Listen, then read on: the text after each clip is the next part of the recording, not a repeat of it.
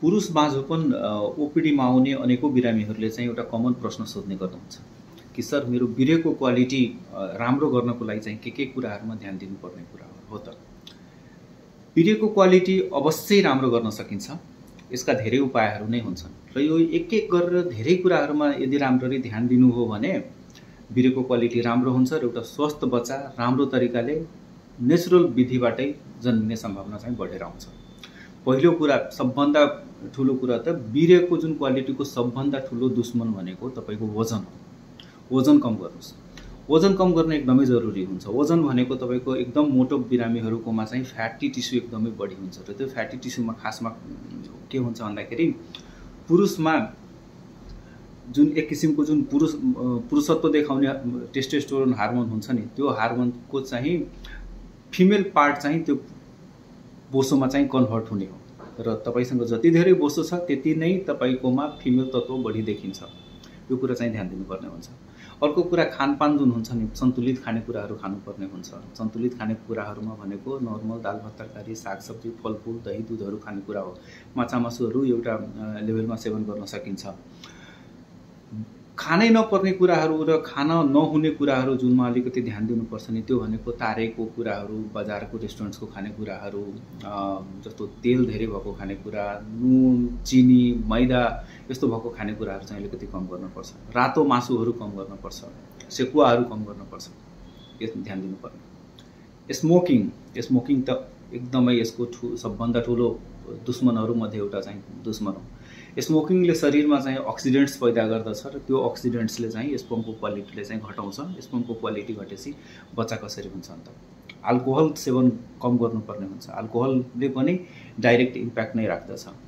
यस साथै अरु पनि केही कुराहरू हुन्छ, जस्तो यदि पुरुष माझपनको समस्याले जुधिराखेको कुनै बिरामीहरू छन् भने उहाँको अण्डकोषको वरिपरि केही रोगहरू हुन सक्छ। जस्तो एउटा एकदमै कमन देखिने भनेको भ्यारिकोसिल हो।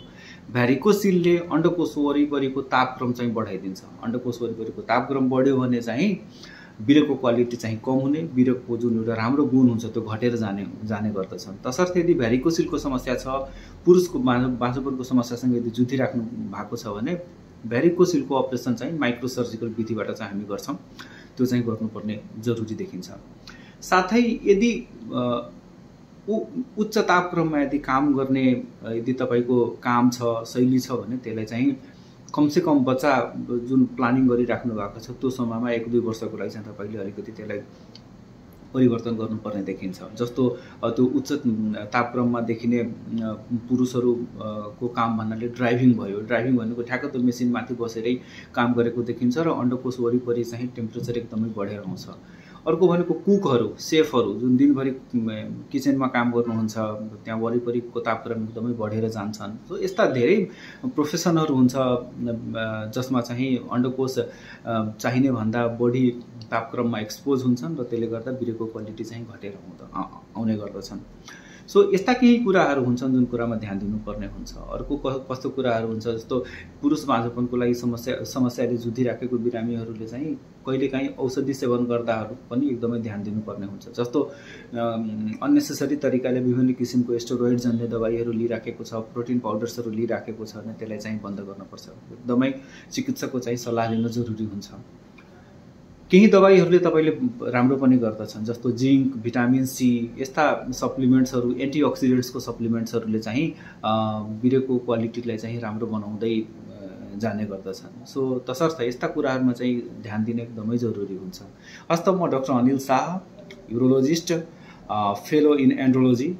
यो विषयमा अझ पनि केही थप जानकारी चाहिएमा, केही बुझ्न परेमा मलाई चाहिँ व्हाट्सएपमा सम्पर्क गर्न नभुल्नु होला। हस्त, धन्यवाद।